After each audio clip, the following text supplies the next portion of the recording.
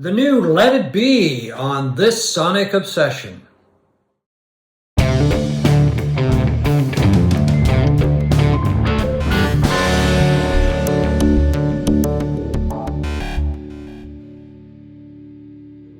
Hi folks, right there is Steve McLeod, right here is John Whidden. I'm John Whidden, and today we are going to talk about the new version of Let It Be that's just been released on Disney Plus.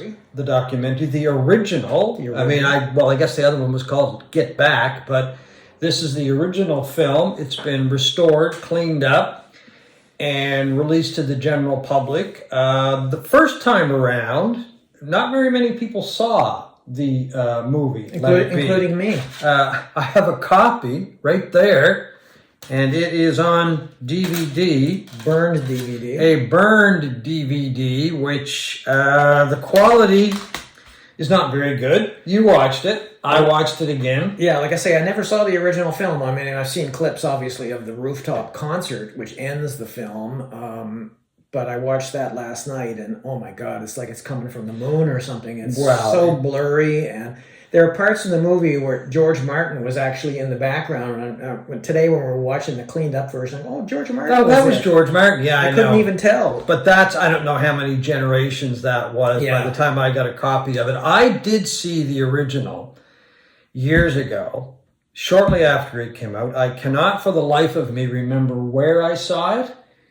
It could have been in a theater. If it was probably in Antigonish, but it could have been even at the drive-in, because drive-ins had this way of getting stuff that nobody else got, no other theaters got. Or it could have been late night on television, because CBC also would air shows and movies that you didn't see anywhere else, and they would pop up like at 1 o'clock or 2 o'clock in the morning, and then they would be gone. You'd never see them again. I do remember seeing it. I just don't know where. I mean, maybe that was just me at the time. I have no idea. But anyway, I always thought it was good. It's been criticized over the years. Including by the Beatles themselves. Oh, yeah. But it's not... I mean, it is nowhere close, folks, to the Get Back documentary that Peter Jackson put out a couple of years ago. Yeah, well, that was over 8 hours long, over 3 nights. But that was superb. I mean, that was perfect. It had a lot of interchange, obviously a lot of music. This really is just, well, not this version I've got, but the version on Disney Plus is really kind of an appetizer. Only it's coming after the main meal of Get Back, right? Well, I think it's also more a celebratory movie about the Beatles than Get Back was. I mean, Get Back was too, but it also had the warts along with the high points. Oh, yeah. You know, it was about the dissolution of the Beatles and what led to it, as well as the joy that these guys had in playing with each other. But the Let It Be, the original movie, is more a celebration of the Beatles. I mean, you see... There's very little. There's a couple of moments where there's a slight hint towards the friction that's about to break up the band, you know. But see, that's the thing over the years. It's taken on this air of being the breakup movie, right? And it's not. No, I mean, there's a couple of cases in there. There's the most famous case of Paul trying to direct George Harrison on how to play a guitar part for a song. And George is getting a little frustrated and says, well, I'll do what you want. If you want me to play, I'll play on it. If you don't want me to play, I'm happy with that too. And eventually he left the band right after that, briefly, and then came back. Yeah, he was ticked off. He was ticked off at Paul, and that comes through. But the thing is Paul, watching it, Paul was really trying to help him. I mean, that's what he said too. Yeah, exactly. I mean, Paul wasn't being... he wasn't being mean. No. Some people over the years may have, read that into it, but was he being critical? I think it was constructive criticism. I just don't think George wanted to hear it at the time. That's my take on it, and he got a little ticked off. But other than that, it's really a celebration of these 4 guys who were the biggest band in the world at the time, and in our opinion, the greatest band of all time. Still the greatest band of all time. And how much joy they got in playing with each other. And making music together. I mean, it's just really a 90-minute celebration of that more than anything else. Whereas Peter Jackson's incredible film is about all the turmoil that was around all of that, But with the turmoil plus all of the good stuff. Putting the band together, not put the band together, but putting the sound together. It's just and bringing in Billy Preston and that kind of Jackson's thing. album or film is more about everything that happened. Right, over that period of time. Yeah. Whereas this film by Michael Lindsay-Hogg is more of it was only designed to be sort of a television special originally, I think. Yeah, I mean, promoting the band, and it does a job of promoting the Beatles at that time. Yeah, because it's not a movie in the sense that there's a narrative throughout the whole movie when you watch it. And it's a documentary, and they're not looking for the truth of what was going on at the time. Yeah, you get little snippets of the band.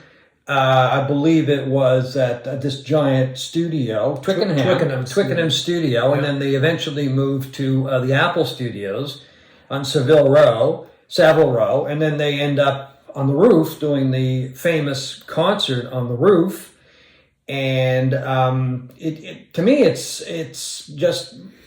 nice to watch the original movie, but it's so much nicer to watch it in a cleaned up, restored version. This is the Cole Notes version. I mean, this Let It Be, this film is really just almost a teaser to the Get Back documentary, right? You can watch this, get an idea of what was going on, and then if you want to give up the time to watch the full documentary by Peter Jackson, you can do that. I totally think you should. I mean, I think that's just a wonderful, tremendous documentary.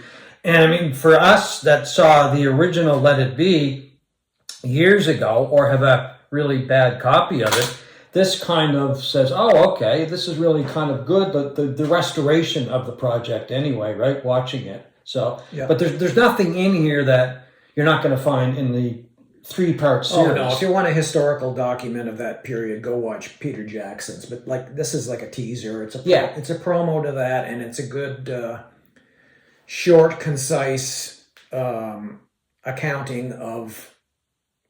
To me, it was an accounting of the love that these guys had for each other, and their love of playing together, and the creative process. Yeah, I mean, there's especially on the rooftop concert. I mean, you're going to notice John Lennon. And a lot of people have already seen this, of course, because it gets replayed. But he's having a time of his life. Yeah. Right? And he was a little reluctant to do the live show. George was a little reluctant. I guess they were all a little reluctant because initially they talked about going to Northern Africa or something and having it outside. And then that just changed. And I think McCartney, if I remember correctly, was the one that was gung-ho about doing the live show and kind of had to prod or encourage the other ones to do it. But but Lennon, I think, shines with the live show. Well, they were very, very tight. It was unbelievable how tight they were, considering in the Let It Be, the original movie, which I saw last night, and Peter Jackson's Get Back, there was a lot of noodling in the studio that was going on. They weren't very tight. There was a lot of experimentation. And then when push came to shove, when they got on this rooftop and played together, it was like they'd been playing in a band for decades. They were so tight. But they did. You got to remember, these guys played every night for years. But they weren't playing these songs for the most part. And but I think that's what I really liked about Let It Be, and also about Get Back. Especially Get Back, because there was more footage of it. It is the creative process, and some of it is noodling, and some of it is like some of the lyrics. It's goofing around. I mean, some of the lyrics are just doggerel, but they finally bring everything together, and they, put together these tremendous songs like Long and Winding Road, Let It Be. I mean, it takes a while for everything to gel. Yeah, I was just blown away again, like I was in the Get Back documentary, just at the music that seemed to pour out of Paul McCartney during this period. He is, in my opinion, the greatest of the Beatles, and maybe the greatest writer of melody in the history of rock music. And I just can't imagine. I was watching this film again, and you see all of these people in the studio behind the scenes, probably PR people with clipboards and that doing their jobs. And I said to John, can you imagine what it must have been like to go into that studio and then go home at night and say, you wouldn't believe the song that Paul McCartney brought into the studio after Let It Be and all of that, and The Long and Winding Road. I mean, he was so creatively talented and musically talented, and as were Harrison and Lennon. But in this period in particular, he was the one trying to hold the band together. That comes out very strongly, that he was the one who was trying to put all of these songs together, play live, that kind of thing. I don't agree with you about being the greatest Beatle. My favorite Beatle always has been, always will be John Lennon. I don't think there is a greatest Beatle when you're talking about the band, because to me it was these four guys that got together, and because of all of their talents and personalities, that's what made the Beatles. Of course, I'm not going to argue with you about Paul McCartney being a great songwriter. He is one of the greatest songwriters of all time. But the other person that we really have to recognize in this whole mix, and he's shown a few times in Let It Be, is George Martin. I mean, he was a tremendous asset to this band, and his creativity in bringing all of these songs together. I don't think you can measure that. But I don't even think he spoke in Let It Be, if I remember correctly. No, he didn't, I don't think. He's there in the background. But anyway, to me it was all of these people coming together. I noticed in Get Back, and I noticed in Let It Be, I don't think there's one occasion where somebody says, Ringo, you should play this. Ringo always knew what to play, when to play it. And I think that's key as well to the sound, because especially when you listen to a lot of the remixed and remastered versions of the Beatles songs, Ringo's role, his drumming, it really takes a step forward from all of the original versions. But anyway, we both like the movie. Think it's great. I mean, the restored version is excellent. Nice to see a really clean version. Where you can actually see all the characters in it. Right. And there's some people in it that we didn't even realize were there. Yeah. Anyway, it's a fun watch. It doesn't break any new ground or anything like that. But as we said earlier, it's kind of a tease to the Get Back documentary, which was done in 3 parts, came out a few years ago. I'm really glad that this has been restored. I think it might get a better reputation now. It's kind of, as we said earlier, called the breakup movie. I don't agree with that. I mean, they had a couple of disagreements in the documentary, in the film, but it really just shows them and the creative process to make that Beatles sound. Don't you think? Yep. So anyway, folks, it's on Disney Plus, just came out a few hours ago, and it is called Let It Be. And thanks for watching this Sonic Obsession.